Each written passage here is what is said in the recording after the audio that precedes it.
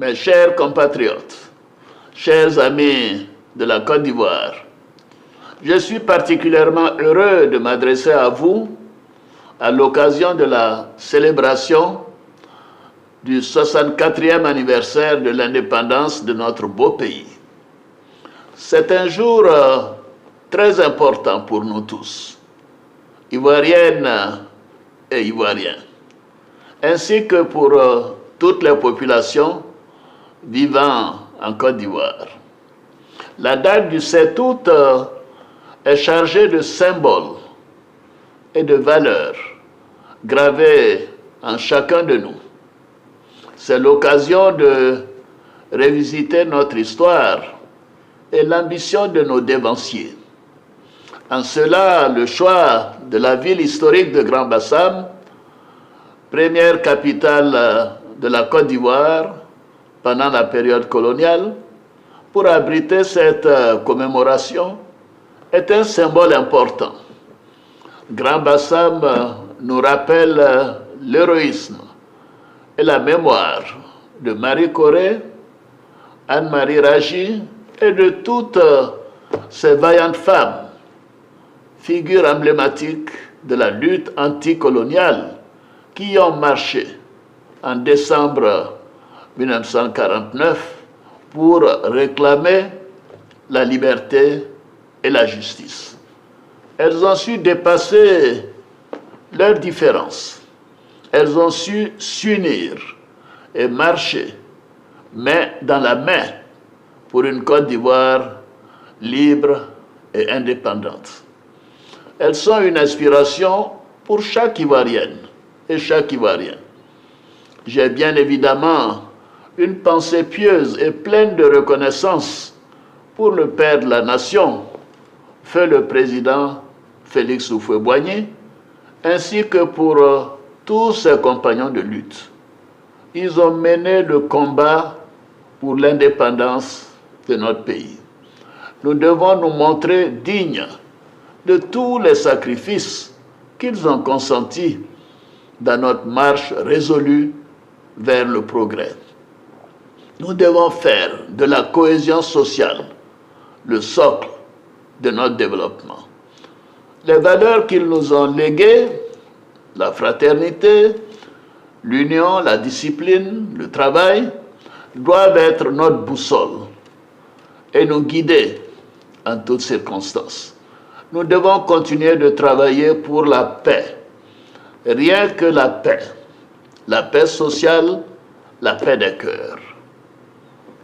Mes chers compatriotes, la commémoration de notre accession à la souveraineté est aussi l'occasion de jeter un regard rétrospectif sur les avancées que nous avons enregistrées. C'est également l'opportunité de mieux apprécier les défis actuels et les enjeux futurs. Lors de mon discours sur l'état de la nation, devant le Parlement réuni en congrès le 18 juin dernier, j'ai largement présenté les principaux acquis de notre gouvernance au cours de ces dernières années et les défis auxquels nous devons faire face. Sans revenir sur tous les progrès enregistrés sur le plan économique et social, je voudrais surtout rappeler que notre ambition demeure l'amélioration du quotidien et des conditions de vie de tous nos concitoyens. Les performances économiques que nous enregistrons doivent profiter à tous. Tel est le but de notre programme intitulé « La Côte d'Ivoire solidaire ». Ce choix justifie les investissements importants réalisés année après année dans les secteurs sociaux. Mes chers compatriotes, nous sommes sur la bonne voie. Nos politiques macroéconomiques, nos réformes sectorielles et nos instruments de lutte contre la pauvreté ont montré leur pertinence et leur efficacité. Je suis heureux des progrès enregistrés en matière de capital humain, deuxième pilier du plan national de développement 2021-2025. Qu'il s'agisse d'indicateurs sociaux ou de développement, nous avons enregistré des progrès significatifs grâce aux nombreux projets et réformes mis en œuvre dans les secteurs de la santé, de l'éducation, de l'enseignement technique et de la formation professionnelle, ainsi que de la nutrition. Ainsi, au niveau de l'éducation, de l'enseignement supérieur, de l'enseignement technique et de la formation professionnelle, nous travaillons à mieux préparer nos enfants et notre jeunesse aux défis du monde moderne et à leur insertion socio-professionnelle.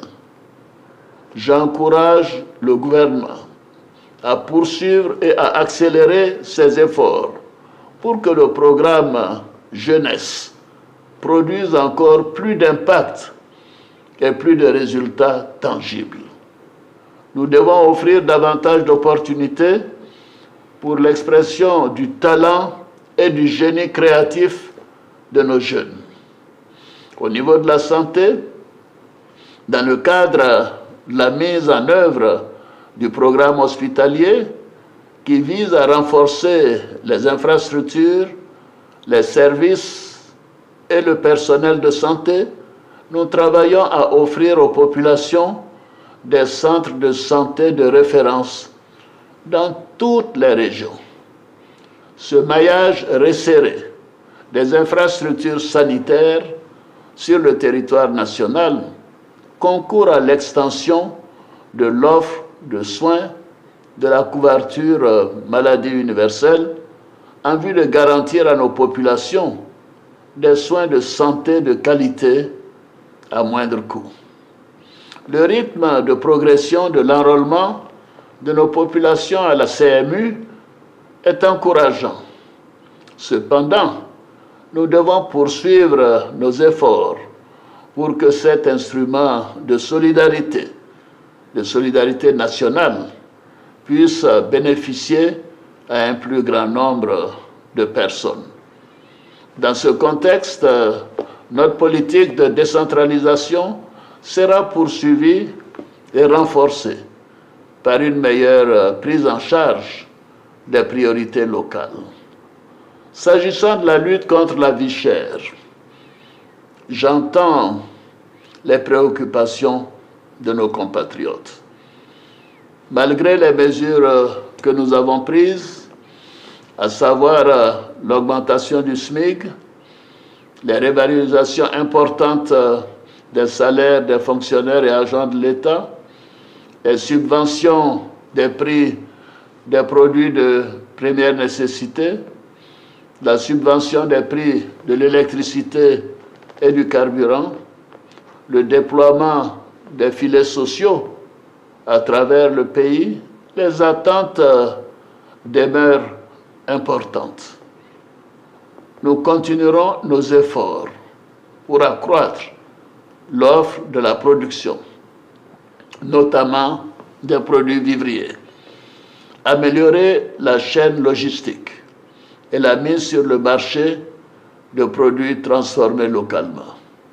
Je demande donc au Premier ministre, chef du gouvernement, de poursuivre les efforts et d'accélérer la mise en œuvre des projets dans le cadre d'un plan réactualisé pour plus d'efficacité dans la lutte contre la vie chère, à laquelle le monde entier, et en particulier les pays africains, font face avec acuité.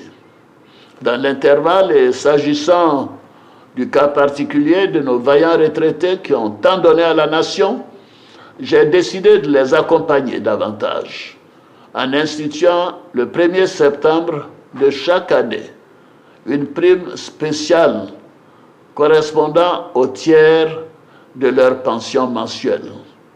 Les dispositions seront prises pour que nos retraités des secteurs publics et privés bénéficient dès ce mois de septembre 2024 de cette nouvelle prime, c'est-à-dire dans quelques semaines.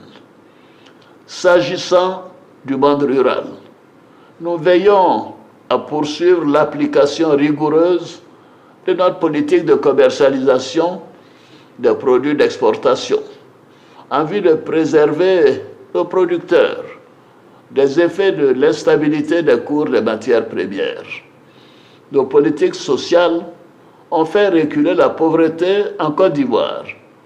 Cependant, nous restons conscients des efforts complémentaires à fournir. Et c'est pourquoi nous demeurons engagés à construire une solidarité toujours plus grande pour le plus grand nombre. Nos populations, surtout les moins favorisées, doivent être mieux protégées et mieux accompagnées. Mes chers compatriotes, chers frères, chères sœurs, dans notre marche vers le développement, les décisions parfois difficiles que nous avons à prendre peuvent provoquer des incompréhensions ou même de la colère. Notre devoir est de rester attentif à vos préoccupations et de travailler à minimiser les conséquences des exigences du développement d'un pays moderne sur les populations impactées. J'ai instruit le gouvernement à l'effet de prendre toutes les dispositions nécessaires pour accélérer et finaliser l'indemnisation des familles concernées par les libérations des emprises dans le cadre des travaux des voies d'accès au 4e pont, conformément à nos pratiques dans le cadre de la mise en œuvre des projets de développement. La solidarité de l'État doit se manifester dans le respect des lois et des droits de chaque citoyen. C'est l'occasion pour moi d'exprimer mes regrets pour les pertes en vie humaine enregistrées pendant les fortes pluies de ces derniers mois. Malgré toutes les mesures prises dans les zones à risque, je présente mes condoléances les plus émues aux familles des victimes. Je voudrais à nouveau les assurer de l'assistance et du soutien du gouvernement. Cette situation nous interpelle sur l'importance de l'accès au logement et de l'accession à la propriété immobilière pour tous, quel que soit le niveau de revenu. C'est pourquoi, tirant les enseignements des programmes antérieurs, la réforme du programme de logements sociaux a permis d'intégrer des modes plus flexibles d'accession à la propriété, ainsi que d'une implication plus forte de l'État, notamment dans la recherche de financements plus adaptés. De nouveaux mécanismes mis en place permettront d'atteindre prioritairement nos concitoyens les moins nantis, qui ne peuvent accéder à un logement décent sans l'aide de l'État. J'encourage mes compatriotes à se rapprocher de tous les guichets de ces différents programmes. Mes chers compatriotes, la commémoration de l'indépendance de notre pays est l'occasion de célébrer et de rendre hommage aux forces vives de la nation, nos vaillants producteurs et travailleurs, nos femmes courageuses, notre jeunesse active, notre dynamique secteur privé. Vous faites la richesse et la vitalité de notre beau pays, la Côte d'Ivoire. Bravo et merci à chacune et à chacun de vous. À nos forces de l'ordre, je veux redire la reconnaissance de la nation pour le professionnalisme et le sens du sacrifice dont vous faites preuve au quotidien pour garantir la sécurité à nos frontières et à l'intérieur de notre pays. Vous êtes le rempart qui protège notre oasis de paix et de développement. Pour ma part, mon engagement en faveur de la paix, la sécurité et la cohésion sociale ne faiblira jamais. Dans la droite ligne de l'héritage du président Félix Houphouët-Boigny, la Côte d'Ivoire doit demeurer une terre de paix, d'hospitalité et de sécurité pour toutes ses filles et ses fils, ainsi que pour tous ses habitants. La commémoration de l'indépendance est également l'occasion du pardon. C'est pourquoi, au niveau de la justice, conformément à l'article 66 de la Constitution, j'ai signé un décret accordant la grâce présidentielle à environ 2400 détenus de droit commun, condamnés pour des infractions mineures. Mes chers compatriotes, la commémoration de l'indépendance de notre pays ravive aussi en chacun de nous les valeurs fondamentales de notre belle nation: l'union, la discipline et le travail. Elle nous invite au rassemblement autour de ces valeurs qui fondent notre idéal commun d'une société solidaire et prospère. J'invite donc toutes les populations de Grand Bassam, des villes et des villages environnants au grand défilé sur l'autoroute de l'Est.